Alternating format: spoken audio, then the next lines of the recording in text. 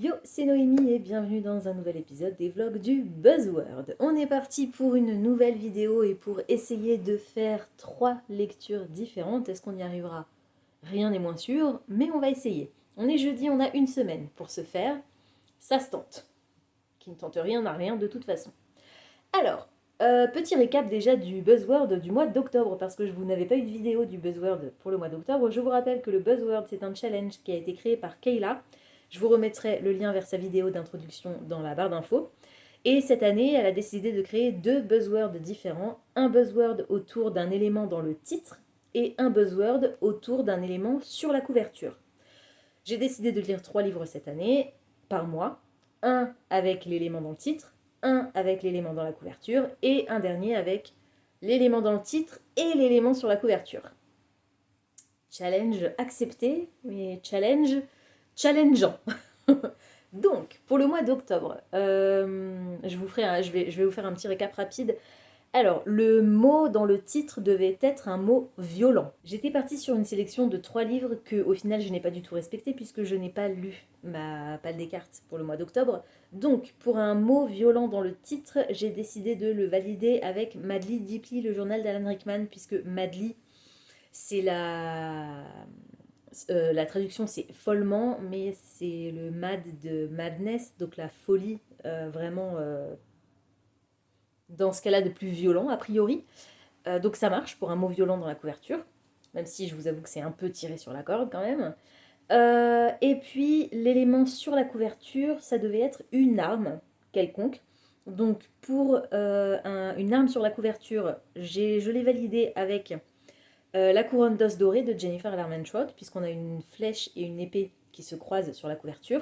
Et du coup, pour un livre avec un mot violent dans le titre et une arme sur la couverture, je l'ai validé avec War, guerre, donc le tome 2 des 4 cavaliers de l'Apocalypse de Laura Thalassa. Enfin, les 4 cavaliers tout court, il n'y a pas de l'Apocalypse à l'arrière, c'est les 4 cavaliers, même si c'est les cavaliers d'Apocalypse. Guerre étant la quintessence du mot violence.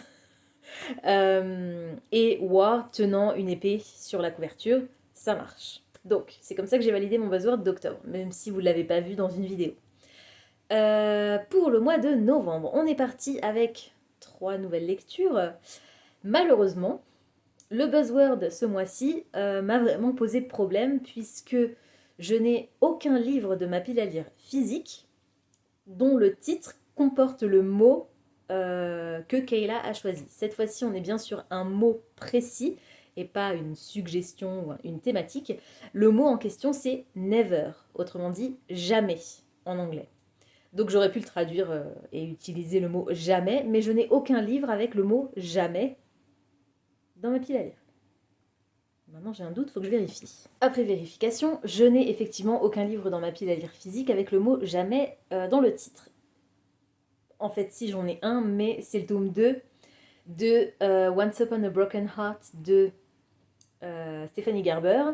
Donc déjà, c'est le tome 2, et en plus de ça, c'est la série spin-off de Caraval, et je n'ai toujours pas lu Caraval, donc je ne compte pas celui-ci. Il y en a, je crois, 4 ou 5 dans ma pile à lire numérique, des livres avec le mot never à l'intérieur. Sur les... Je crois que c'est ça, 5. Sur les 5, il y en a un, c'est le tome 3 de la série Never Never de Emily McIntyre, qui s'appelle Wretched. Mais alors c'est une série de romances érotiques inspirées par des contes et histoires classiques. Le premier c'était Hooked, inspiré par Peter Pan. Le deuxième c'était Scarred, inspiré par Le Roi Lion. Et Wretched est inspiré par Le Magicien d'Oz. Et je n'ai toujours pas lu Le Magicien d'Oz. Et vous connaissez mon hésitation sur les réécritures de cette histoire. Tant que je ne l'aurais pas lu, j'aurais l'impression de manquer quelque chose. Et je préfère pas me lancer dans ce 3e volume. C'est des lectures totalement indépendantes. Il n'y a aucun lien. Les histoires n'ont aucun lien les unes avec les autres. Mais voilà, je préfère éviter de me lancer dans une réécriture du Magicien d'Oz pour l'instant. Donc j'ai ôté celui-ci. Il y en a un autre, c'était le tome 9 de la série Villains de Serena Valentino, qui est aussi inspiré par Peter Pan, et qui s'appelle Never Never en anglais. Mais j'en suis qu'au tome 7, et là pour le coup il faut les lire dans l'ordre. Donc j'ai laissé aussi tomber celui-là, et donc il m'en restait 3. Sur les trois, il n'y en a qu'un sur la couverture duquel il y a un élément qui pourrait correspondre vite fait, en tirant la corde, pour le buzzword des couvertures. Donc j'ai laissé celui-là de côté, et puis ensuite c'est joué entre les deux autres, et je suis partie sur un thriller, pour changer un petit peu de toute la fantaisie que je lis, et puis surtout parce qu'il était un peu moins long que le roman de fantasy, mais que je lirai parce que j'ai très envie de le lire, mais voilà. Donc, ma première lecture pour cette vidéo, ça va être un thriller adulte, et ça s'appelle They Never Learn, donc traduit en français, ils n'apprennent jamais, sous-entendu, ils n'apprennent jamais de leurs erreurs, puisque, alors je ne crois pas qu'il ait été traduit, pour l'instant je ne sais pas s'il le sera un jour, j'ai la version originale en audio et en numérique. Dans cette histoire, on va faire la rencontre d'un prof, une prof d'anglais dans une université. Euh, Somme toute, une professeure à peu près comme les autres, si ce n'est que, chaque année, elle va choisir un homme à abattre, la pire ordure présente sur le campus, et elle va l'assassiner. Donc on va être dans la tête d'une serial killeuse. Je ne sais pas. Ça a l'air fun. Enfin, ça a l'air fun. Non, pas vraiment fun. Mais je me dis, ça peut être intéressant. Et le peu de fois où j'en ai entendu parler par des personnes qui l'avaient lu, elles l'avaient beaucoup aimé. Donc, on va voir ce que ça donne. On a, je crois, une nouvelle prof qui va débarquer sur... Non, pas une nouvelle prof. Le problème, c'est que on va commencer à se rendre compte que les cadavres s'empilent sur ce campus. Et du coup, ben, la police va commencer à mener l'enquête. Et donc, elle va s'introduire, enfin,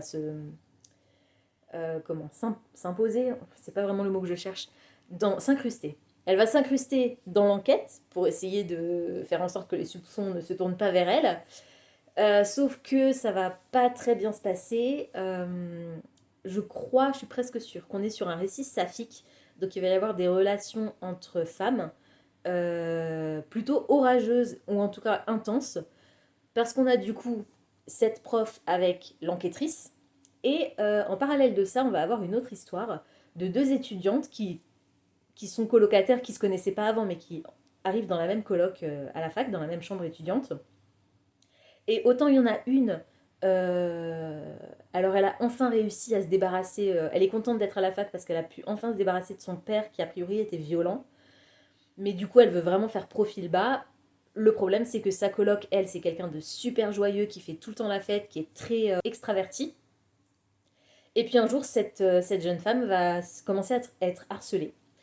Et donc la coloc, toute discrète, va avoir envie de se venger de l'homme qui... Ah, je crois pas que ce soit du harcèlement, je crois qu'il l'agresse. Elle se fait agresser sexuellement, il me semble. Voilà, donc histoire joyeuse et gaie s'il en est. Je ne sais pas du tout ce que ça va donner, mais comme dit, ça change complètement du style que j'ai l'habitude de lire d'habitude. Que j'ai l'habitude de lire d'habitude, oui, bien sûr. Donc, j'en perds mon latin. On va voir ce que ça donne. Le décor campus universitaire, j'aime bien. À voir si c'est bien retranscrit dans cette histoire. Et puis, à voir comment le destin de ces quatre personnages féminins va du coup s'entrecroiser, s'intercaler. Je suis curieuse. Donc, je vais me lancer dans ma lecture.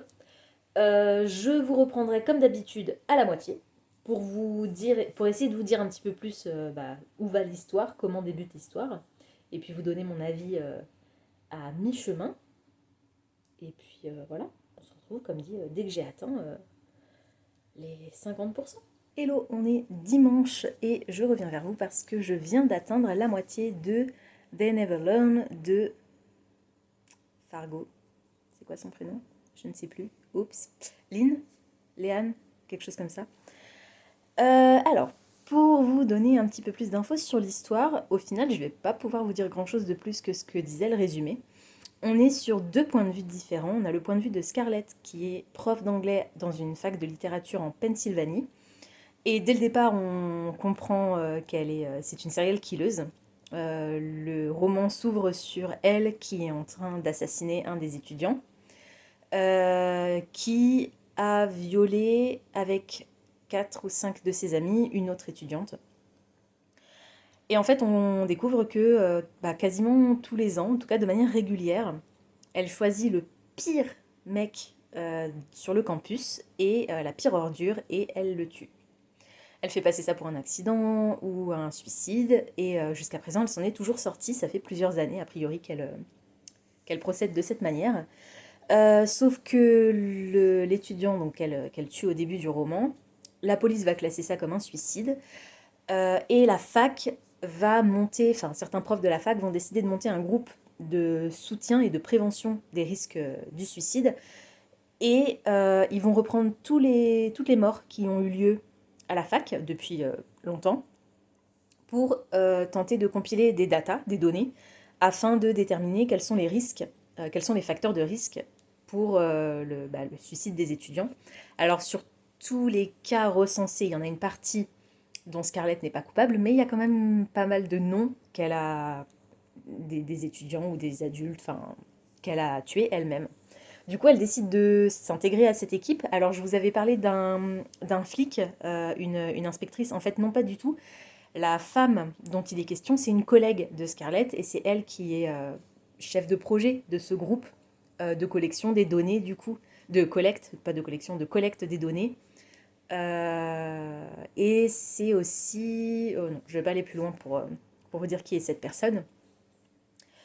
Et Scarlett, donc, va intégrer le groupe pour tenter, au cas où les données tendraient vers elle, de euh, euh, les mener sur une fausse piste ou modifier les datas de manière à ce qu'elle soit toujours pas inquiétée. Et voilà, en gros, je vais m'arrêter là pour le côté de Scarlett. Et puis de l'autre côté, on a Carly, qui rentre à la fac, c'est sa première année à la fac. Euh, Elle est très contente de quitter son foyer parce que son père est un homme abusif avec sa mère. Il la trompe constamment, il est...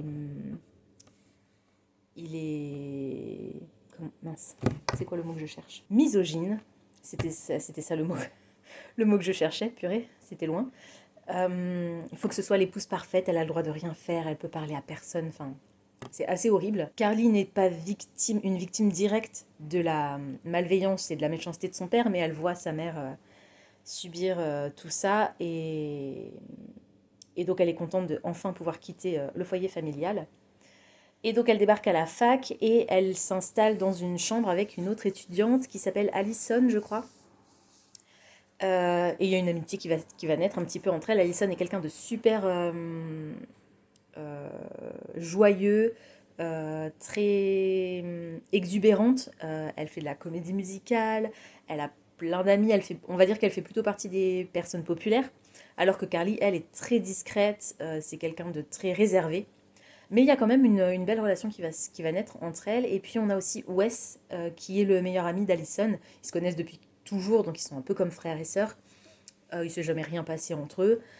Et voilà, on a donc ce triangle d'étudiants de l'autre côté. Et Carly va intégrer, donc elle intègre la fac et un cours de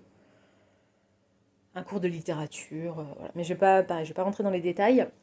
Et à une soirée, Allison va être agressée sexuellement et Carly va décider de se venger parce que c'est bon, maintenant il y en a marre de ces hommes qui pensent que tout leur est dû et qu'ils peuvent tout se permettre. Ça, c'était le résumé et j'en suis arrivée là à peu près à la moitié. L'agression d'Allison vient d'avoir lieu. Donc ça, c'est du côté de Carly. Et de l'autre côté, Scarlett vient de tuer sa seconde victime de l'histoire. Alors, j'adore les personnages, j'adore l'atmosphère. On est presque sur du Dark Academia parce qu'il y a du côté de Scarlett. Alors, du côté de Carly, on le voit un peu moins pour l'instant. On voit plus le côté vie étudiante que le côté études, mais je pense que ça va basculer dans la deuxième partie. Mais Scarlett est prof de littérature anglaise et elle aime la littérature, donc il y a vraiment le côté Dark Academia. En tout cas, Academia, dark, puisqu'on est sur un thriller, donc il y a quand même une ambiance assez sombre. mais rien à voir avec de la fantasy ou du fantastique. J'aime beaucoup le style de l'autrice. J'aime la façon dont l'histoire se déroule. J'adore alterner entre ces deux points de vue. Par contre, il y a un... alors on va voir comment ça se passe sur la deuxième partie, mais là je viens d'arriver à la moitié et on vient de me faire une énorme révélation. Alors à laquelle je m'attendais pas du tout, donc ça c'est plutôt cool. C'était une super surprise. Mais je me demande si j'aurais pas préféré attendre un peu pour découvrir ça. D'un autre côté, avec la manière dont l'histoire se déroule, c'est logique qu'on le sache maintenant. Et je peux rien vous dire parce que je veux pas vous spoiler. Voilà, du coup je sais pas du tout comment la deuxième partie va se passer. Non, c'est délicat parce que vraiment je peux rien vous dire alors que j'aimerais trop. Mais non, pour pas vous spoiler, je ne peux plus rien vous dire à partir de maintenant. Donc, je vais retourner à ma lecture. Je vais essayer de le finir aujourd'hui. Et puis, je vous retrouverai quand je l'aurai terminé pour vous donner mon avis final, ma note. Puis voilà, tout simplement. Hello, on est toujours dimanche. On est 2h30 à peu près plus tard que l'update précédent. Je viens de finir They Never Learn de Lane Fargo. C'était trop bien, j'ai adoré. Malheureusement, je ne vais pas pouvoir vous dire grand-chose sur l'histoire. J'ai adoré les personnages, je trouve qu'on entre vraiment dans leur tête, on comprend leur motivation. J'ai aimé les personnages secondaires, même si pour le coup ce sont vraiment des personnages secondaires qui servent plus à construire l'histoire euh, et à mettre en avant le personnage principal plutôt que des personnages indispensables. Alors, d'un côté oui, puisque c'est grâce ou à cause de ce qui va se passer avec ces personnages secondaires qu'il y a une histoire en réalité, mais je trouve que le plus important c'est vraiment la psyché des héroïnes. J'ai beaucoup aimé l'atmosphère, même si on a moins le côté académia académique dans la deuxième partie. Je pensais que ça allait peut-être se développer un petit peu plus, mais en fait non, pas du tout. Donc on l'a vraiment juste au début. Au final, on est sur un thriller psychologique qui se passe sur le campus d'une fac de lettres aux États-Unis, mais le décor n'est pas forcément ultra présent. J'ai beaucoup aimé le style de l'autrice, j'ai aimé la manière dont elle a construit son histoire. Ça m'a paru, tout est logique, la manière dont les événements s'enchaînent les uns aux autres. Et ouais, c'était top, c'était vraiment top. J'ai mis 4 étoiles, un bon 4 étoiles, 17 sur Livre Addict. On est passé à ça, je pense, du 5 étoiles. Ça fait longtemps que j'ai pas eu une lecture 5 étoiles. C'est une catastrophe. Bref, donc, c'était ma lecture pour le critère. Il fallait qu'il y ait le mot never dans le titre. They never learn. On est bon. Pour un élément sur la couverture, pour le mois de novembre, Kayla a décidé de jouer sur notre gourmandise, puisqu'il doit y avoir de la nourriture ou une boisson quelconque sur la couverture. J'ai de la chance, pour une fois. Dans ma palle des cartes du mois de novembre, il y a le tome 3 du goût des fraises, sur lequel il y a des fraises qui se mangent. Donc, je vais pouvoir lire celui-ci très très vite. Je me demande même si je vais pas enchaîner avec le tome 4 parce que je l'ai et c'est le dernier tome de cette série. On est sur un Josei qui, donc c'est de la romance pour jeunes femmes, avec Sarah, oui c'est ça. Sarah, elle va remplacer au pied levé son grand-père qui s'est blessé, je crois qu'il s'est cassé une jambe ou quelque chose comme ça. Il est hospitalisé et elle va le remplacer pour gérer la plantation, la production de fraises de son grand-père. Elle y connaît rien, mais bon, elle veut bien faire, elle veut aider. Mais c'est pas grave si elle y connaît rien, puisque Minori, c'est l'exploitation qui est juste à côté, son exploitation, l'exploitation de sa famille. Donc lui, il s'y connaît et il va lui filer un coup de main. On a un gros écart d'âge entre les deux personnages, je crois qu'il y a plus de 10 ans d'écart entre les deux. Ils sont tous les deux majeurs par contre. Je crois que Minori vient juste... Non, Sarah vient juste de finir ses études, je crois. Ou alors elle est en fin d'études, mais études supérieures universitaires. Elle a plus de 20 ans, il me semble. Et Minori doit être dans le début, milieu de la trentaine, quelque chose comme ça.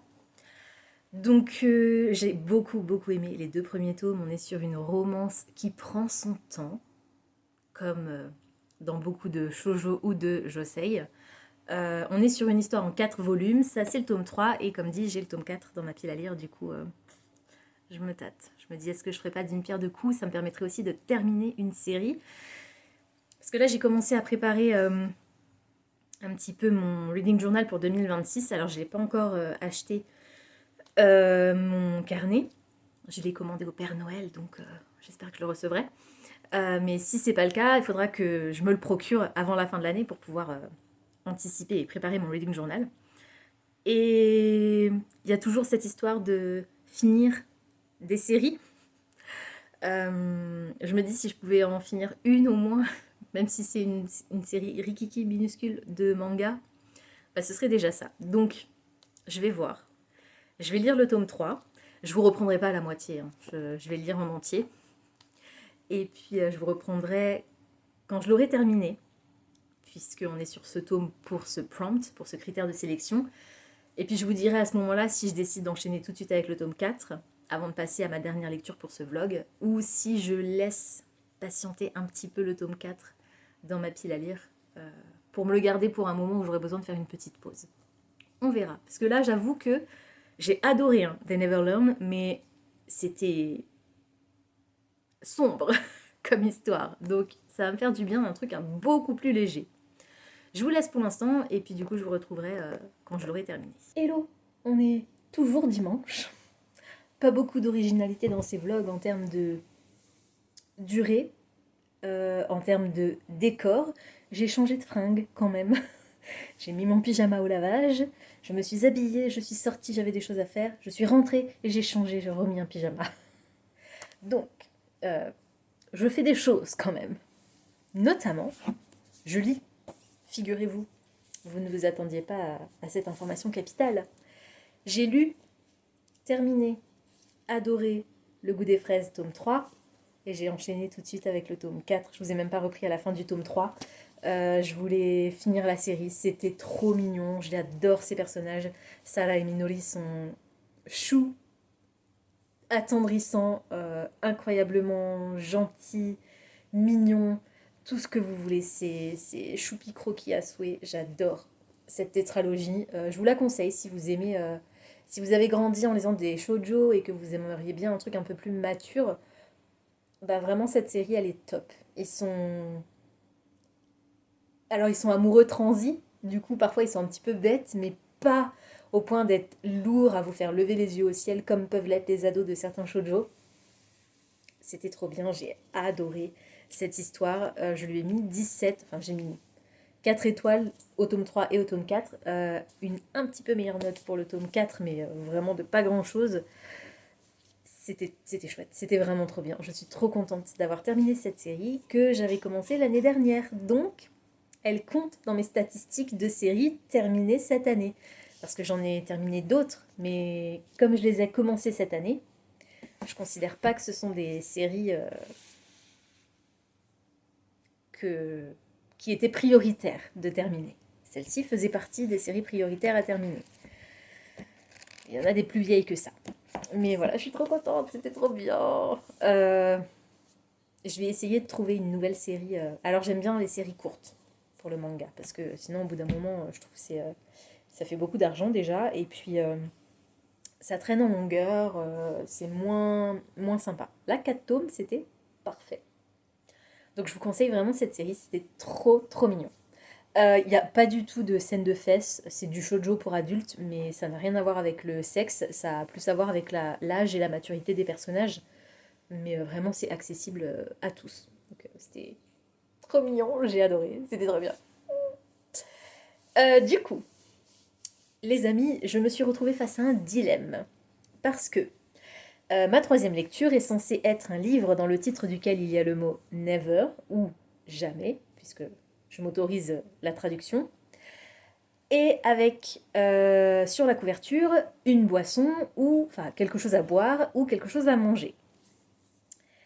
Alors, j'en avais un dans ma pile à lire numérique et encore c'était un peu tiré sur la corde. J'avais le tome 1 de la série Sins of Zodiac qui s'appelle Never Keep. Et sur la couverture, je vous la mettrai par ici, en haut, on a un double symbole du Verseau. Et il y a de l'eau qui coule des amphores. Du coup, je me suis dit, l'eau, allez, ça passe pour un truc à boire. Sauf que, en relisant le résumé pour vous dire de quoi ça parlait, je me suis rendu compte. Alors, déjà, j'avais de gros doutes. Hein. Franchement, je ne sais même pas pourquoi celui-là s'est retrouvé dans ma pile à lire. Je ne sais pas. Je ne sais pas ce qui m'est passé par la tête. J'avais pas dû lire le résumé en entier, je pense. Parce que, à un moment dans le résumé, il est mentionné qu'il va y avoir au moins un triangle amoureux. Et en plus de ça, les autrices, qui sont deux, sont les mêmes que celles qui ont écrit Zodiac Academy. Et a priori, c'est une bouse en termes de qualité d'écriture. J'ai pas envie de lire cette série. Du coup, je sais pas pourquoi je me suis penchée sur celle-ci. Bref, peu importe. Donc j'ai laissé tomber, je l'ai supprimé de ma pile à lire numérique. Sauf que je me retrouve sans rien. Mais c'est pas grave, j'ai fait quelques petites recherches, notamment grâce à Storygraph. Alors, Storygraph, c'est un des 3 sites que j'utilise pour l'instant pour suivre mes lectures. Il y a Livre Addict, qui est un site francophone. Je vais pas dire français parce que la créatrice est belge. Francophone. J'ai Goodreads, qui est l'Amazon, on va dire. Donc la version américaine de Livre Addict. Géré, géré par Amazon, je dirais pas géré par Amazon, mais en lien avec Amazon. Donc, bof bof, je vous avoue que je me tâte pour l'année prochaine à carrément ne plus utiliser Goodreads.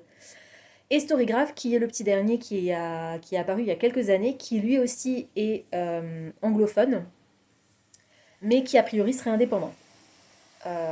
Et sur Storygraph, une des choses qui est cool, c'est qu'on peut créer ou rejoindre des challenges. Et en l'occurrence, Kayla a créé les challenges du buzzword.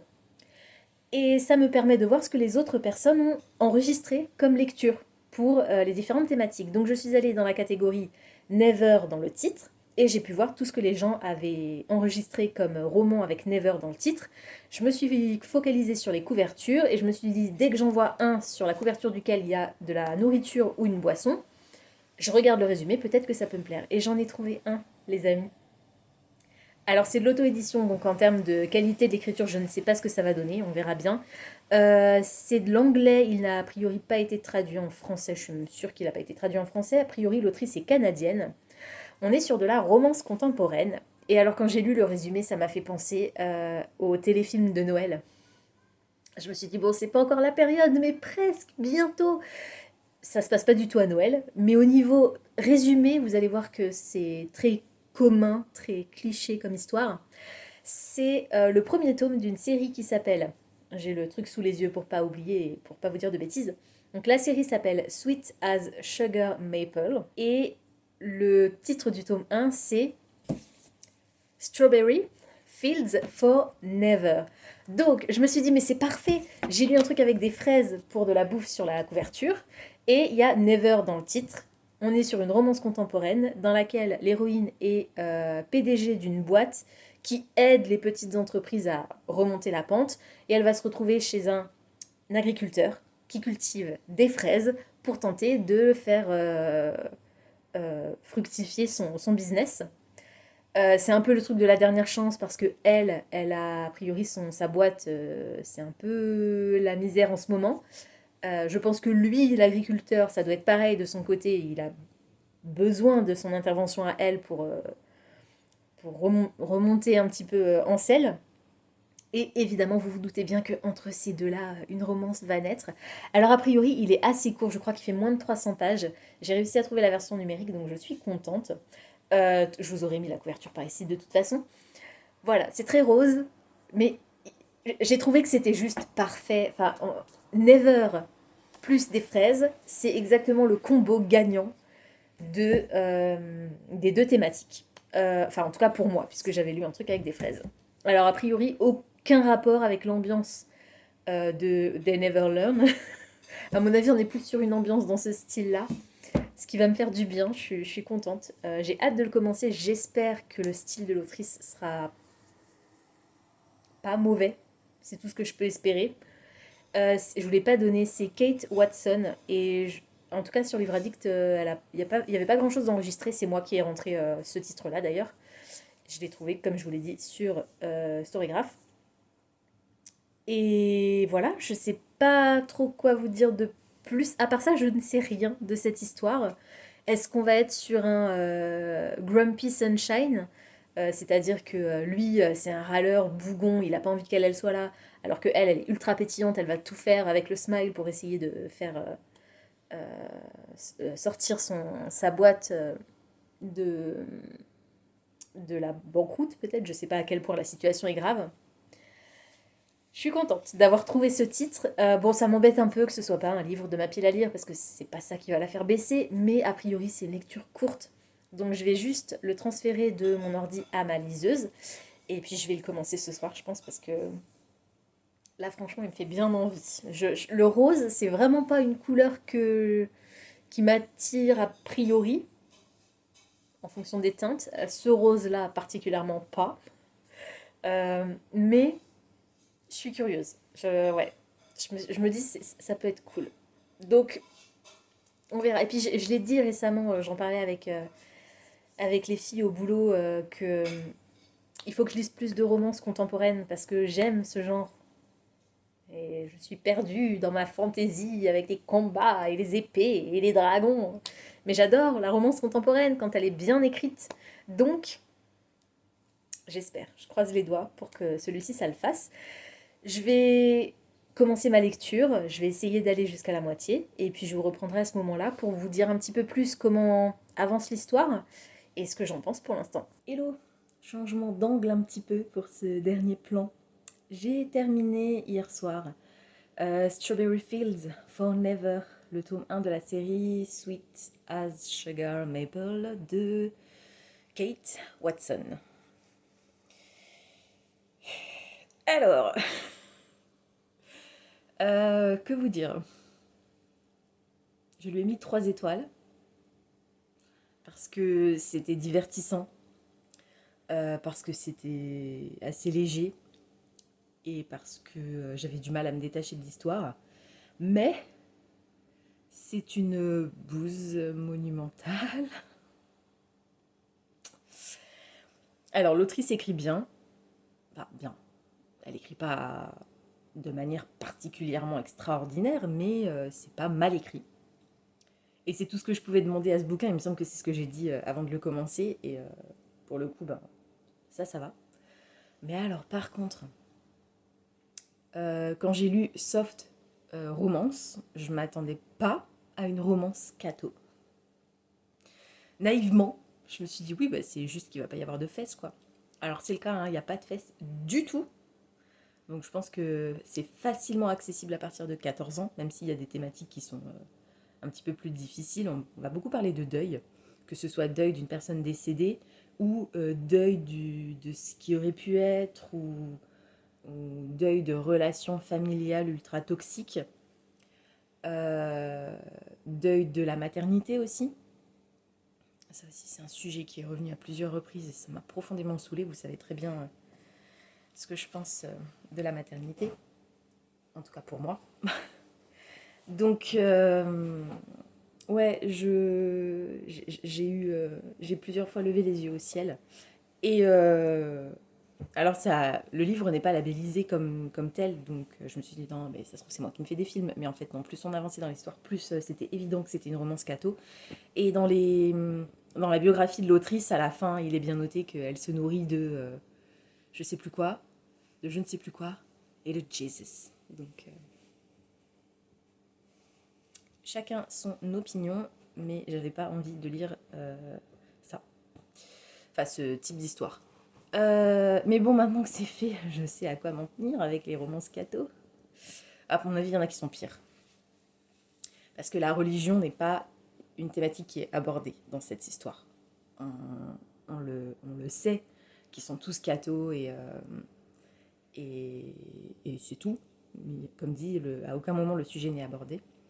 En revanche, ils sont tous blancs, ils sont tous magnifiques, tellement magnifiques que c'est presque impossible qu'ils soient réels, tellement ils sont beaux, que ce soit les hommes ou les femmes d'ailleurs.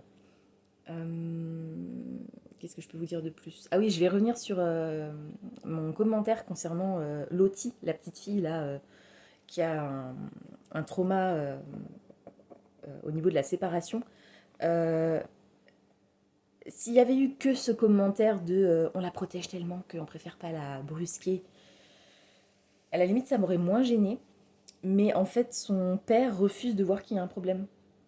Alors que vraiment, ça se voit qu'il y a un problème. Hein. Je veux dire, même sans être particulièrement fine psychologue ou en étant particulièrement attentive et consciente du développement d'un enfant de manière générale, ça se voit qu'il y a un problème. C'est pas juste elle a peur de la séparation comme tous les enfants de 3 ans. Ça va bien au-delà de ça. Et son père refuse de le voir. Et ça m'a beaucoup dérangée. Donc, ouais, je sais pas trop quoi vous dire. Mon expérience a été très mitigée. J'ai pas réussi à le lâcher parce que malgré tout, c'était suffisamment bien écrit pour que j'ai envie d'aller au bout de l'histoire. Mais clairement, je dirais pas la suite. Le tome 2, alors il y a 5 tomes plus a priori 2 novellas qui se déroulent à Noël. C'est 5 copines dans cette boîte de marketing, donc on va suivre à chaque fois une des copines. Et le tome 2 sera sur la copine qui, a priori, va se mettre en couple avec le père de Lottie. Et c'est là où on a une histoire de deuil de la maternité. D'après ce que j'ai compris, parce que l'autrice n'en dévoile pas trop, c'est pas elle le personnage principal, mais d'après ce que j'ai compris, elle a toujours rêvé d'être mariée et maman. Et elle a été très malade, ce qui fait qu'elle ne peut plus être maman biologiquement. Voilà. Et donc elle va tomber sous le charme de Lottie, et évidemment. Je trouve que l'autrice a bien géré l'introduction des personnages secondaires parce que on les connaît toutes les 5. On connaît aussi pas mal de mecs, donc je me dis qu'il y a potentiellement des couples qui vont se créer au sein des hommes, enfin avec les hommes qu'on connaît déjà. Bah, Duke notamment, le père de Lottie. À mon avis, il y a Rusty qui est le deuxième meilleur ami de Trip, donc le personnage principal du tome 1. Et je crois qu'il a aussi des cousins, donc enfin bon. Les cousins, on les voit pas du tout, enfin très très peu. Mais Rusty et Duke, c'est 2 personnages masculins qui sont très présents dans le tome 1, donc à mon avis, on va les revoir. Bah, Duke, c'est sûr, puisque c'est le personnage principal du tome 2, masculin. Voilà, donc ouais, c'était mitigé, 3 étoiles, c'est pas génial. Ça fait 10, je lui ai juste mis la moyenne, en fait. Parce que, malgré tous ses défauts, il m'a quand même diverti. Euh, Et puis il m'a permis aussi surtout de valider mon buzzword. C'était tout ce que je lui demandais. Du moment que c'était pas absolument atroce, ça allait. Donc, on va s'arrêter là pour aujourd'hui. C'était la dernière lecture pour ce vlog. Je vais tout de suite commencer le mystery vlog du mois de décembre, juste parce que j'ai envie de savoir ce que je vais piocher dans le mystery pot, parce que j'ai encore ma palle des cartes du mois de novembre à lire. Il y en a 4, je crois. Le seul que j'ai lu, c'est Le goût des fraises. Donc voilà, il y a encore les 4 livres de ma palle des cartes de novembre que j'ai à lire. Et j'aimerais bien savoir si, pour une fois, je vais réussir à tomber sur un de ces 4-là. Si c'est pas le cas, tant pis, je mettrai ma lecture du Mystery Vlog de côté, le temps de d'abord terminer ma palle des cartes du mois de décembre. De novembre, pardon. Donc, je vous laisse. Étant donné qu'on a beaucoup parlé de fraises dans cette vidéo, si vous avez envie de laisser une trace de votre passage mais que vous ne savez pas quoi me dire, mettez-moi une fraise dans les commentaires. Moi je vous laisse, je vous retrouve la semaine prochaine pour la palle des cartes du mois de décembre et le mois prochain pour le dernier épisode de l'année des vlogs du Buzzword. Ciao.